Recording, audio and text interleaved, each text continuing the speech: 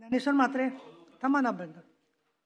आता हो देते मी प्रत्येकाला फक्त सभापती महोदया आणि शेवटी अभ्यंकरांना एकदा देते. सुरुवातीला आपणा सर्वांना गुरुपौर्णिमेच्या खूप खूप शुभेच्छा. फक्त थोडक्यात घ्या. मंत्री महोदय आपलं मला पहिल्यांदा आभार मानायचं आहे. काल जे आझाद मैदान आंदोलन सुरू होतं 10,000 शिक्षक त्या ठिकाणी आले होते. त्या संदर्भात माननीय मुख्यमंत्र्यांनी काल तोडगा काढला आणि अधिवेशन संपण्यापूर्वी शिक्षकांचा जुलै पेढीन ऑगस्टचा पगार देण्याचे त्यांनी त्या ठिकाणी आश्वासित केलं आहे. त्यामुळे शिक्षकांमध्ये आनंदाचं वातावरण पसरलं आहे.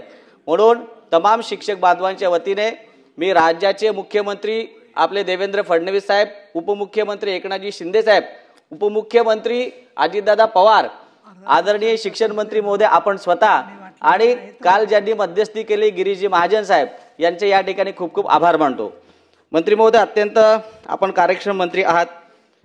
सातत्याने आम्हाला सांभाळून घेत असता आमदारांना. अत्यंत महत्त्वाचा प्रश्न अभ्यंकर साहेबांनी या ठिकाणी आणला आहे. मंत्री महोदय डीएडचे जे शिक्षक असतात त्यांची ऑलरेडी त्यांना लवकर नोकरी लागते, परंतु जे बीएडचे जे शिक्षक असतात त्यांची वयाची मर्यादा खरोखरच उलटून गेलेली असते आणि ती वयाची मर्यादा उलटून गेली की त्यांना नोकरीही मिळत नाहीत. तर त्याकरता ती वयाची मर्यादा आपण वाढवणं गरजेचं आहे. आपण वाढवणार का? दुसरं, पवित्र पोर्टलच्या अगोदर काही विना अनुदान तत्वावरचे शिक्षक कार्यरत आहेत, त्यांना आजतागायत मान्यता मिळाली नाहीये. काही तांत्रिक अडचणी वगैरे होत्या, त्यांचे प्रस्ताव शिक्षण विभागामध्ये प्रलंबित आहेत. तर त्या विना अनुदान तत्वावरच्या शिक्षकांना वैयक्तिक मान्यता देण्यासाठी आपण पुढाकार घेणार का? दुसरं, आता 80% भरती सगळ्या ठिकाणी आपण शासन आदेश काढलेला आहे. 100% भरती करणं गरजेचं साहेब, कारण विद्यार्थ्यांचं शैक्षणिक नुकसान होत आहे. तर ते आपण करावं, ते करणार का? पेसा अंतर्गत जे आदिवासी जिल्हे आहेत त्यामध्ये रोस्टर तपासणी करून मिळत नाही, त्यामुळे पवित्र पोर्टल त्यांची नोंद करता आली नाहीत. एक शाळेमध्ये 5-5, 6-6 जागा, मोठ्या शाळेमध्ये 10-10 जागा रिक्त आहेत. त्यामुळे विद्यार्थ्यांचे शैक्षणिक नुकसान होत आहे. तर त्यावर काहीतरी मार्ग काढून आपण ती करणार का? आणि पुढची भरती जी होईल ती जिल्हानिहाय आपण करणार का? असे माझे 2-3 प्रश्न आहेत. हे पहा, एक लक्षात घ्या सगळ्यांनी. मंत्री महोदय एक क्षण बरं. हे पहा, याच्यानंतर 5 क्रमांकाची चर्चा आहे, 6 आहे, 7 आहे.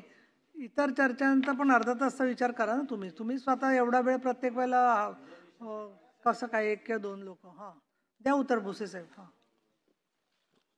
सभापती महोदया, पहिल्या सन्मान्य सदस्य अभ्यंकर साहेबांच्या प्रश्नाला उत्तर देतानाच मी या ठिकाणी सांगितलेलं आहे की प्रायव्हेट मॅनेजमेंटच्या 9वी ते 12वी या शाळांमध्ये शिक्षक भरतीच्या संदर्भामध्ये जास्तीत जास्त वयाची अट त्या ठिकाणी शिथिलच आहे आणि त्याच्यामुळे कोणाला संधी मिळाली नाही असं काही त्या ठिकाणी परिस्थिती नाही.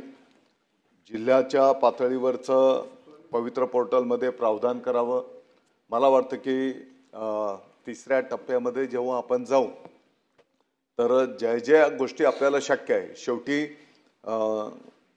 हा अतिशय उच्च शिक्षित शिक्षक बांधव आपला त्या ठिकाणी येतो आहे, त्याच्यावर पण अन्याय व्हायला नको आणि त्याला अपेक्षित असलेली शाळा त्या ठिकाणी त्याला पण मिळाली पाहिजे.